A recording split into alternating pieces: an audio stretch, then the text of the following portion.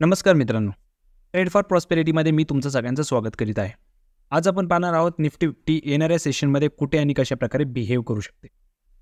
Last 7 आठवड्यांपासून म्हणजे 1, 2, 3, 4, 5, 6, 7 आठवड्यांनंतर आपल्याला कुठेतरी एक आता जवळपास रिजेक्शन कॅन्डल म्हणजे ज्याची एक रेड बॉडी आहे अशी एक कॅन्डल पाहायला मिळते. ही जी कॅन्डल आहे ही कॅन्डल ऑलमोस्ट लुक लाईक्स एक हॅमर, बट हा हॅमर नाही आहे.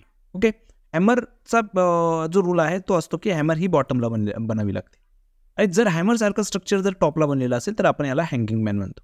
ओके, तर याचा मिनिंग काय असतो की कुठेतरी आता जे बायर्स आहे हे बायर्स आता या बुलिश मार्केटवरचं कंट्रोल कुठेतरी आपलं सोडायला तयार होत आहेत. ओके, बट याचे काही रूल्स आहेत पुढे जाऊन. यासाठी मार्केटने हा जो कॅन्डलचा लो बनलेला आहे याच्या खाली नेक्स्ट वीकची क्लोजिंग करणं इम्पॉर्टंट. विकली टाईम फ्रेमवरती आपल्याला या कॅन्डलचा जो हाय आहे म्हणजे 21,593 ही एक इम्पॉर्टंट लेवल आपल्याला दिसून येऊ शकते. आपण ऑलवेज एक गोष्ट पाहत असतो, प्राईस ज्यावेळी एक रॅली करतं त्यानंतर प्राईजमध्ये दोन आपल्याला पॉईंट पाहायला मिळतात. आयदर प्राईज या ठिकाणी रेंज बाउंडमध्ये जाऊ शकतं किंवा प्राईजमध्ये एक फॉल आपल्याला पाहायला मिळू शकतो. स्टार्टिंगच्या फेजमध्ये आपण याला एक रिट्रेसमेंट असं म्हणू शकतो. विकली टाईम फ्रेमवरती आपल्याला 21,593ची लेवल एक इम्पॉर्टंट लेवल आहे. त्याचसोबत 20,976 हा जो लो बनलेला आहे आणि 20,769 हा जो एक एरिया विकलीवरती बनलेला प्राईम मार्केटने आपल्याला प्रोव्हाइड केलेला आहे. हा एक एरिया प्राईससाठी खूप महत्त्वाचा एरिया येणाऱ्या काही दिवसांमध्ये आपल्याला पाहायला मिळू शकतो. डेली टाईम फ्रेमवरती आपण जर निफ्टी 50ला पाहतोय तर डेली टाईम फ्रेममध्ये आपल्याला प्राईजमध्ये एक रेड बेरिश कॅन्डल आपल्याला पाहायला मिळालेली आहे. त्यानंतर प्राईजने अगेन एक वरच्या बाजूची मोमेंटम दाखवलेली आहे.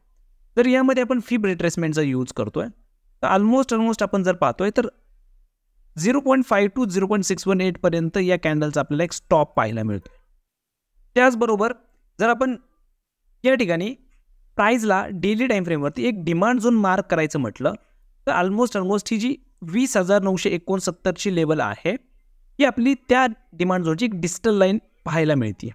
ओके, त्याबरोबर आपण जर लोअर रिस्क डिमांड झोन या ठिकाणी मार्क करायचा प्रयत्न केला तर यामध्ये आपल्याला 20,899 म्हणजे तो जर एरिया मी मार्क केला तो एरिया मिळतोय मला ऑलमोस्ट 20,899 ते 20,770 हा जो एरिया आहे हा एरिया प्राईससाठी एक डिमांड झोनचं काम येणाऱ्या टाईममध्ये करू शकतो.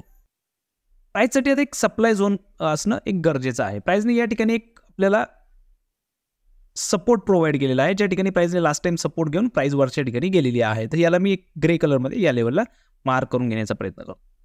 प्राईजला जर आपण 2 आवर्सवरती पाहतोय तर 2 आवर्समध्ये आपल्याला काय पाहायला मिळतंय तर प्राईजने या ठिकाणी कुठेतरी जी अपसाईडची मोमेंटम आहे या अपसाईडच्या मोमेंटम लॉस करताना आपल्याला दिसतं. म्हणजे प्राईजने इथून एक मोमेंटम स्टार्ट केलेली आहे अपसाईडला आणि इथे कुठेतरी या ठिकाणी मोमेंटम लॉस केलेलं दिसतं आणि या ठिकाणी 3 कॅन्डल्स आपल्याला प्रोव्हाइड केलेल्या आहेत.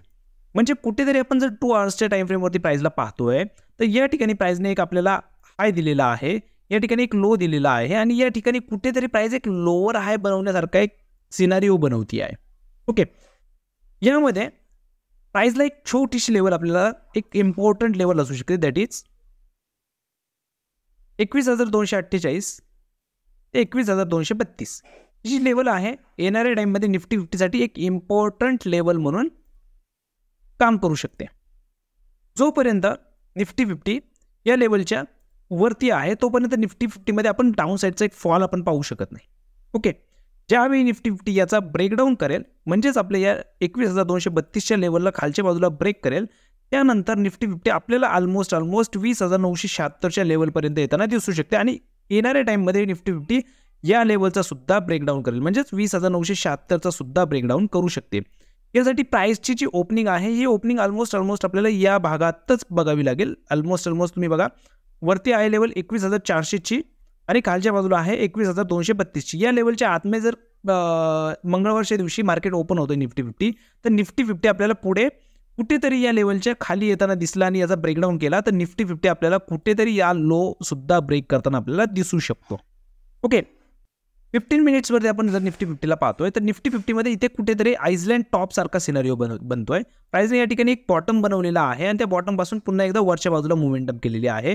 अगेन प्राईज या ठिकाणाहून रिजेक्शन घेताना क्लोज झालेली आहे. येणाऱ्या टाईममध्ये आपण जसं बोलतो की प्राईस याचा ब्रेकडाऊन करेल, त्यावेळी प्राईस पुन्हा खालच्या बाजूला मूव्ह करू शकते. जर आपण यामध्ये दुसरी प्रोबॅबिलिटी पाहिली, एक प्रोबॅबिलिटी पाहिली आपण की प्राईसने याच्या साईडवेजमध्ये ओपनिंग व्हावं. जर प्राईस ओपन होतीये या झोनच्या वरच्या बाजूला, तर प्राईससाठी सगळ्यात इम्पॉर्टंट जी लेवल बनून येते, या लेवलचा जर आपण विचार केला तर ती लेवल असू शकते कुठेतरी ऑलमोस्ट 21,537. कुठेतरी या 21,537 पासून प्राईस आपल्याला एक रिजेक्शन घेताना दिसू शकते आणि हा जो सप्लाय झोन प्राईसने प्रोव्हाइड केलेला आहे, म्हणजे या ठिकाणाहून आणि या ठिकाणाहून प्राईसने एक शार्प फॉल आपल्याला दिला होता, तर इथे जाऊन प्राईस पुन्हा एकदा एक प्रॉफिट बुकिंग दाखवू शकते, जशी की आपल्याला लास्ट टाइम या ठिकाणी प्रॉफिट बुकिंग पाहायला मिळाली होती. सेम प्रॉफिट बुकिंग या झोनपासून पण आपल्याला इथे टाईममध्ये पाहायला मिळू शकते. तर जर प्राईस गॅपअपमध्ये ओपन होतीये, तर प्राईससाठी आपल्याला जो ट्रेडिंग झोन असू शकतो तो 21,537 पासून ते 21,593 या झोनमध्ये प्राईस आपल्याला रिजेक्शन घेताना दिसू शकते. जर येणाऱ्या टाईममध्ये प्राईसने गॅप डाऊन ओपन केला, म्हणजेच ऑलमोस्ट 21,160च्या नियर बाय गॅप डाऊनमध्ये प्राईस जर ओपन झाली, तर प्राईसला आपण कुठेतरी थोडंसं रिट्रेस करून द्यायचं आहे 21,250च्या लेवलपर्यंत. आणि या 21,250च्या लेवलपासून जर आपण इथे कुठेतरी शॉर्टची पोझिशन बनवली, ज्याचा एसएल ऑलमोस्ट आपण 21,270पर्यंत म्हणजे 20 ते 30 पॉईंटचा एक एसएल आपण वरच्या बाजूला प्रोव्हाइड केला, तर या ठिकाणी आपल्याला निफ्टी 50 पुन्हा एकदा 21,000च्या टार्गेटपर्यंत पण पाहायला मिळू शकते.